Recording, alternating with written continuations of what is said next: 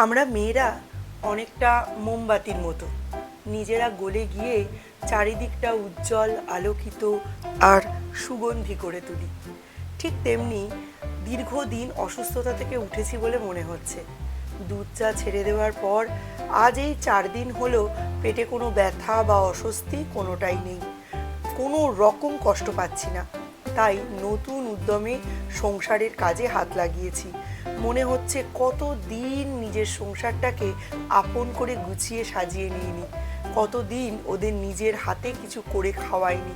তাই কালকে যেখানে ব্লগটা শেষ করেছিলাম সেখান থেকেই ব্লগটা আরম্ভ করলাম। বানালাম কড়াইশুঁটির কচুরি। টাটা নন্টা পোলা টাটা নন্টা খোলা। সব থেকে বড় কথা, মিস্টার বিশ্বাস এখন খুব নিশ্চিন্ত মনে অফিস করতে পারছেন। বাড়িতে যাকে রেখে যান তিনি যদি অসুস্থ থাকেন, মানুষ তো মন দিয়ে কাজও করতে পারে না বলো। সেই জন্য আর দিওয়ালির প্রদীপগুলো অনেক দিন ধরে সাবান জলে চুবনো ছিল, আজকে ব্রাশ দিয়ে ভালো করে পরিষ্কার করে নিচ্ছি। শুকোলে সুন্দর করে রং করে নেব, যাতে পরবর্তীকালে এগুলোকে আবার ইউজ করতে পারি। নেক্সট দিওয়ালিতে না হোক, মাঝে মাঝে প্রদীপের নরম আলোয় মনটাকে সেঁকে নিতে কিন্তু খুব ভালো লাগে। এই জন্যেই এগুলোকে আলাদা করে রেখে দিয়েছি, আর এগুলো ফেলে দিইনি।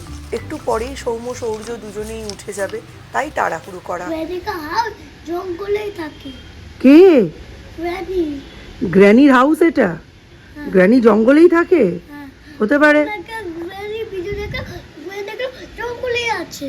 গ্র্যানি জঙ্গলে থাকে? স্ক্যারি টিচার নাকি? কে দিয়েছে না? গ্র্যানি আলাদা, স্ক্যারি টিচার আলাদা? কে টিচারের friend. O my god.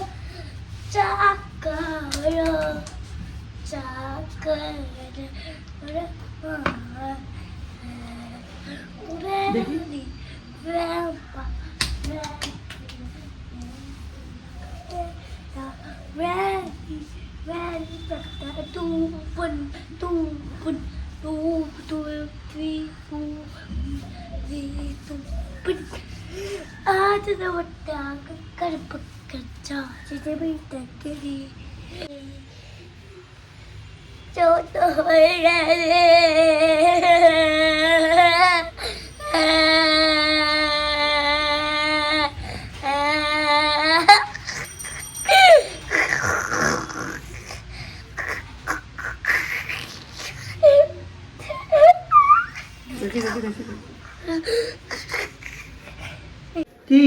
What is this? কি? What is this? এটাই সাদা হয়ে গেল। দাদা ঘুম থেকে উঠলেই ওরকম সাদা হয়ে যায়।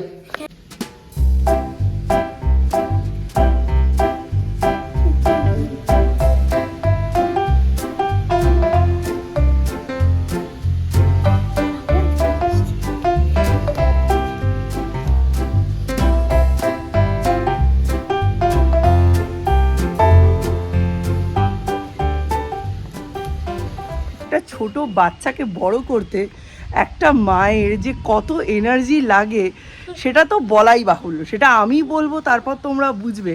ব্যাপারটা তো একদমই সেরম নয়। কিন্তু এই আগস্ট থেকে নভেম্বর আমার যে বিচ্ছিরি একটা সিচুয়েশান গেল, সেই সিচুয়েশানে আমি আরও বেশি করে ব্যাপারটা রিয়েলাইজ করতে পেরেছি যে বাড়িতে যদি একার হাতে সংসার হয়, একটা মানুষের কি পরিমাণ এনার্জি থাকলে সে একটা এই বয়সী ছোট হাইলি এনার্জেটিক এবং হেলদি বাচ্চাকে সে মানুষ করতে পারে, গ্রুম করতে পারে, পড়াতে পারে, খেলাতে পারে, তাকে অ্যাক্টিভিটিসের মধ্যে রাখতে পারে, তার এনার্জিগুলো খরচ করাতে পারে।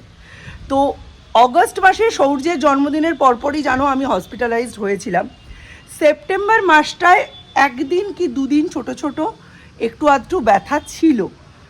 অক্টোবর মাসে এসে ব্যাপারটা ভাইফোঁটার পর থেকে সিভিয়ার হয়ে যায়। আমি ওই যখন ব্যথা হতো 2-3 দিন মিল্ক টি খেতাম না, তারপরে আবার সেটা কন্টিনিউ করতাম।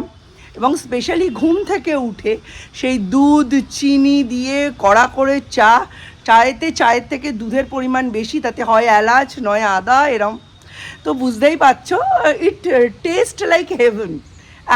এখনও আমার কাছে ওরমই লাগে। কিন্তু অক্টোবরে ওই ভাইফোঁটাটার পরে ব্যাপারটা যেটা দাঁড়ালো, হয় আমার সকালে প্রচণ্ড পেন হচ্ছে, নয় আমার বিকেলে প্রচণ্ড পেন হচ্ছে। এমনকি বোনের বাড়িতে যেদিন গেছি সেদিনও জানো, তোমাদের বলেইছি আগের ব্লগে, আমি লিটারেলি শুয়েছিলাম ওর বাড়িতে, গরম জল আর শুকনো মুড়ি ছাড়া কিচ্ছু খেতে পারিনি। আর ওর বাড়িতে আমি গিয়ে কোনো দিন বসে গল্প করি না, মানে দাঁড়িয়ে একবার কাকিমার সঙ্গে গল্প করি, একবার ওর সাথে গল্প করি, একবার রিকুর সঙ্গে খেলি, এই করি। সেই মানুষ শুয়ে পড়েছে, ওর কাছে সেই ব্যাপারটা বিশাল বড় আশ্চর্যের জিনিস যে দিদি শুয়ে পড়েছে। আর যেহেতু আমাদের দুই বোনেরই মা নেই, সেহেতু ও কি আমার উপর ভীষণভাবে ইমোশনালি ডিপেন্ডেন্ট। ঠিক আছে, এমনিতে যাদের মা বাবা কম বয়সে মারা যায় তারা কিন্তু খুব মেন্টালি ইমোশনালি খুব স্ট্রং হয়, আমরা বাইরের থেকে স্ট্রং, কিন্তু আমরা একে অপরের প্রতি খুব ডিপেন্ডেন্ট। স্পেশালি ও যেহেতু ছোট, ও আমার ওপর খুব ডিপেন্ডেন্ট। আমি ওই জন্য না কোনো ফিজিক্যাল প্রবলেম ওকে তাড়াতাড়ি আগে বলি না, ও মনের ভেতর থেকে খুব ভেঙে যায়। তো সেদিন ওর সামনে ট্রুথটা চলে এসছে, ও সাংঘাতিক মুষড়ে পড়েছে বলা চলে।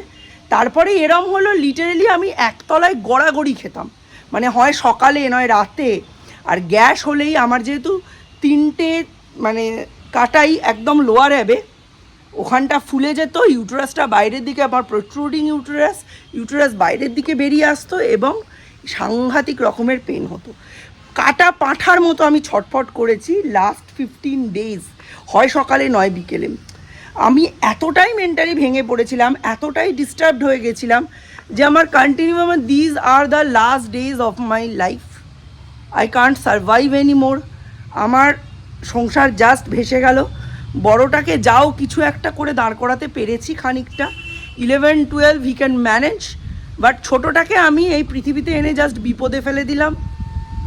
আমার দ্বারা আর কিচ্ছু হবে না, বেকার আমি ওকে এত করছি, এইসব ভুলভাল নানান চিন্তাভাবনা। যখন তুমি ফিজিক্যালি স্ট্রং থাকবে তখন তুমি অনেক কিছু ভাবতে পারবে, বাট যখন তুমি ওই একটা সমস্যা, তুমি এখন সময় ভীতির মধ্যে, সকালে ব্যথা হলো না তাহলে হয়তো বিকেলবেলা ব্যথা হবে, বিকেলে ব্যথা হলো না ও বাবা কালকে সকালে তো নিশ্চয়ই ব্যথা হবে, কিংবা খানিকক্ষণ পরে যেই পেটের ভেতরটা কন করে উঠছে, মনে হচ্ছে ব্যাস শেষ।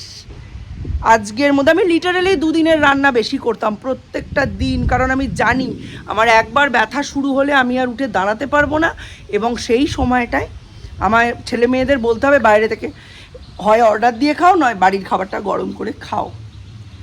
লাস্ট সানডেতে ব্যথা হয়েছে, রাত্রিরে আমি সৌর্যকে খাওয়াতে পারিনি, ও নিজে যেটুকু পেরেছে, তারপর বাকিটা আমি ঢাকা দিয়ে ফেলে দিয়েছি লিটারেলি। আমি ওইটুকু আমার নেই যে আমি বসে ওকে খাওয়াবো, চিবোতে যেটুকু সময় নেবে সেটুকু আমি দেবো। সৌর্য হার্ডলি 20 মিনিটে লাঞ্চ বা ডিনার কমপ্লিট করে, সেটুকু আমি ওকে দিতে পারিনি।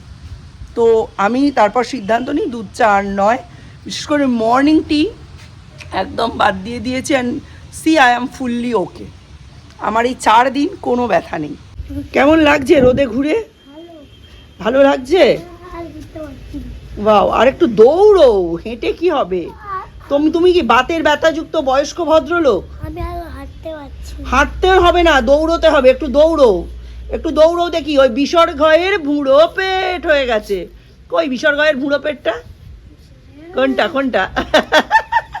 চলো দৌড়ো, একবার 1 টাইম জোরে, ইয়ো ভাগ মিল্খা ভাগ।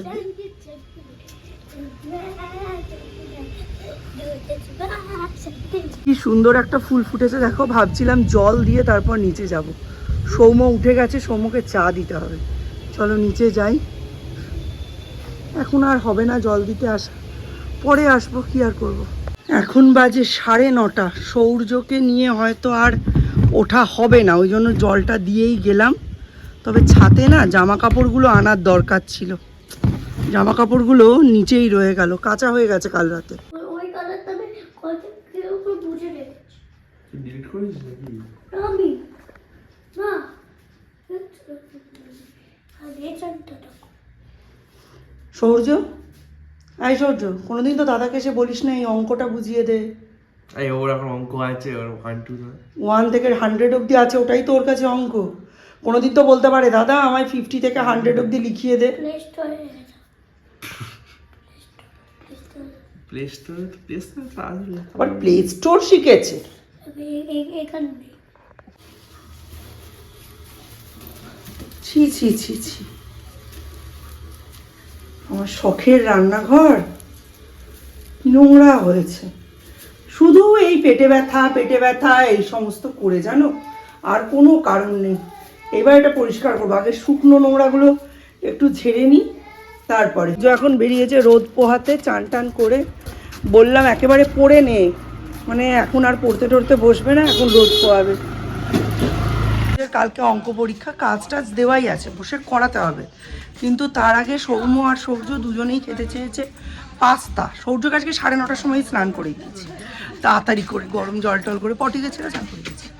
এবার এখন রোদ পোহাতে বেরিয়েছে, চোখে দেখে না, উল্টো পাল্টা হাঁটছে আর উল্টে পড়ার তাল করছে।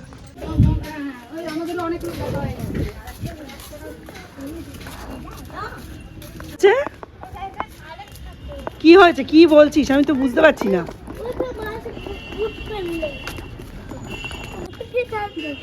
ঠান্ডা লেগেছে, ওকে বাচ্চা হচ্ছে। তুই নিজেই তো এখন চান করে বেরিয়েছিস, এখন কে চান করে? পুকুরের আশেপাশে প্রচুর গাছপালা পরিষ্কার করে দেওয়া হয়েছে। আগে আরও অনেক গাছ ছিল, আর এই পুকুরটার জন্য না এখানে প্রচুর পানকৌড়ি বক সব আসে, দারুণ লাগে। এই একটা জায়গাতেই একটু নেচার পাওয়া যায় আমাদের এখানে। কে অলরেডি অ্যানাউন্স করে গেছিলো আজকে সকাল 7টা থেকে দুপুর 2টো অবধি কারেন্ট অফ, কিন্তু আমার মনে নেই। ঠিক কারেন্টটা গেল 9টার সময়, তখন আমার মনে পড়ছে কারেন্ট অফ। জল টল কিচ্ছু নেই, শীতকাল বলে বাঁচোয়া।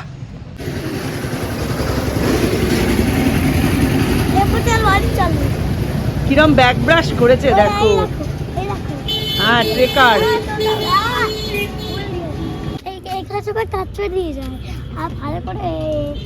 এখানে সবাই কাচরা নিয়ে যায়, এটা কাচরা অফিস।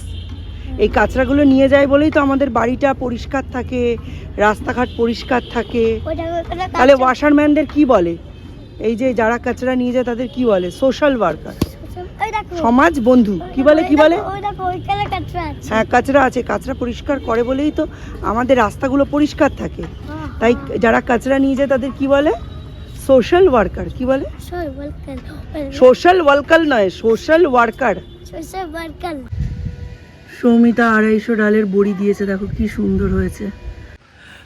সবাই যে আমাকে দেখে বড়ি দিচ্ছে তা কিন্তু নয়, অ্যাকচুয়াল ব্যাপারটা হচ্ছে বড়ি দেওয়ার ট্রেন্ডটা আবার চালু হয়েছে। মানে এখানে লোকালে সবাই আমার ভিডিও দেখে। জিনিয়া সারা জীবন জিম করে কাটিয়ে দিল, এক্সারসাইজ করে কাটিয়ে দিল, জিনিয়া 1 কিলো ডালের বড়ি দিয়ে দিল। তাহলে আমরা সারা জীবন সংসার করলাম, আমাদের তো মাথায় আসেনি একটু দিই।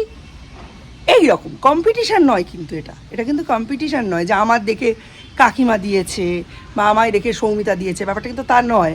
ব্যাপারটা আছে হ্যাঁ তাহলে তো দেওয়া যায়, এতদিন দিইনি কেন দিই। এইরকম আকাশটা আজকে একদম মেঘলা, তাই ওকে বলছিলাম যে ঝকঝকে রোদ্দুর হলে বড়িগুলো ধবধবে সাদা হতো আর গন্ধ হতো না, এই এখন না গন্ধ হয়ে যাবে। অবস্থা দেখো খালি, একদম মেরমেরে, দেখে মনে হচ্ছে এক্ষুনি বৃষ্টি নামবে। এরম ছিল না, আধা ঘন্টার মধ্যে আকাশটা এরম হয়ে গেল। ডাক্তারের কাছে তো গেলাম হসপিটালে, তা প্রথমে ওনাদের তো প্রায় আগস্ট মাসে একবার গেছি, মাঝে মধ্যেই যাচ্ছি। ওনাদের তো একেবারে প্রায় বলতে গেলে মুখ চেনা হয়ে যাওয়ার জোগাড়। তা ওনারা বলছেন যে আপনি একবার হোল অ্যাবডোমেন ইউএসজি করে নেন, তাহলে কি বোঝা যাবে যে কিসের জন্য হচ্ছে। হতে পারে যে আপনার গ্যাস্ট্রিক আলসার হয়েছে, বা হতে পারে আপনার ওই যে বাইল ট্র্যাক্টে গল ব্লাডার মানে স্টোন হয়েছে, বাইল ট্র্যাক্টে স্টোন বা এরম কিছু একটা হয়েছে, হতেই তো পারে, মানুষের শরীর। তো দিদিও তাই বলছে, দিদি বলছে তোমার যা সিমটম দেখছি আমার মনে হচ্ছে গল ব্লাডার হয়েছে তোমার। কিন্তু আমার না গল ব্লাডার হওয়ার কথা না, জানো। আমি প্রচুর জল খাই, প্রচুর, মানে সে জলের সীমা পরিসীমা নেই। আমাদের এখানে তো মাঝে মধ্যেই আগে ট্যাঙ্কি বন্ধ থাকতো, ট্যাঙ্কি থেকে জল দিত না, তখন বাবু খালি বলতো যে জিনিয়া তুই একটু কদিন জলটা 1 দিন 2 দিন জলটা একটু কম খা। আর কেন বাবু বলতে কি তুই একাই পুরো ট্যাঙ্কির জল শেষ করে দিবি। মানে আমি প্রচুর জল খাই, প্রচুর, সে আর মানে বলার মতো কহতব্য নয়। সৌর্যের জামা কাপড়গুলোও আজকে টুকটাক একটু, আর 2 দিন পরবে, এটা 2-3 দিন, তারপর তো নতুন সেট জামা কাপড় কিনতেই হবে। তাই সব জামা কাপড়গুলো কেচে টেচে একটু রোদে দিয়ে দিচ্ছি। রোদ মানে তো ওই হিজিবিজি। তবু আজকে আসা হলো কারণ এখনও রান্না চাপেনি আমার। আগের থেকে আগে কালী পুজোও আমরা মাঝে মাঝে, কালী পুজো, জগদ্ধাত্রী পুজো সোয়েটার গায়ে দিয়ে ঠাকুর দেখেছি। ইতু পুজো রবিবার করে যখন হতো, মা তো তুলে দিয়ে গেছে, যখন ইতু পুজো হতো আমরা ঠক ঠক করে কাঁপতে কাঁপতে এসে ইতু ঘটে জল দিয়েছি রবিবার করে। সেই পরিবেশ কোথায় চলে গেল, কোথায় গিয়ে এখন ডিসেম্বর পড়তে শুরু করলো। এখনও অবধি মানুষের গরম লাগছে, মানুষ মাঝে মধ্যেই পাখা চালাচ্ছে, জোরে রোদ উঠলেও মানুষের মানে গা হাত পা জ্বালা করছে। আমরা প্রকৃতিকে কিভাবে নষ্ট করেছি সেটা ভারী ভাবো, সে কি আর করা যাবে। চলো জামা কাপড়ে সব এই যে লিপ দিয়ে দিয়েছি, নিচে যাই, এইবার রান্নায় মন দিই। রান্না করতে ইচ্ছে করছে না আজকে। 6 4 64 6 5 65 6 6 66 ONE 1 ONE 1। আজকে একদম সিম্পলের উপর রান্না বান্না করেছি। এদিকে ভাত বসিয়ে দিয়েছি, এই যে মাছের মাথা দিয়ে মুগ ডাল, এইক্ষুনি ঘি গরম মশলা সব কিছু দিলাম। অনেকগুলো মাছের মাথা জমেছিল, তা ভাবলাম এক পদে কি করে খাওয়া সারবো, তাই এই মাছের মাথা দিয়ে মুগ ডাল করলাম। এর সাথে একটু আলু ভেজে নেবো। সব থেকে ভালো হতো যদি উচ্ছে থাকতো বাড়িতে, একটু উচ্ছে আলু সেদ্ধ দিতে পারতাম, ভালো হতো, বাট এটা খেতে খুব ভালো হয়েছে। যাই হোক, আলুটা ভাজবো, আর এই ভাতটা হয়ে গেলেই ব্যাস আমাদের আজকে লাঞ্চ আর ডিনার দুটোই সর্টেড।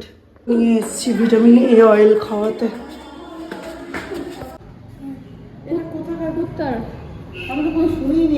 হবে ফেব্রুয়ারিতে মনে হয়, 6 9 23 খেয়েছিল, আর এখন খাবে আজকে 29।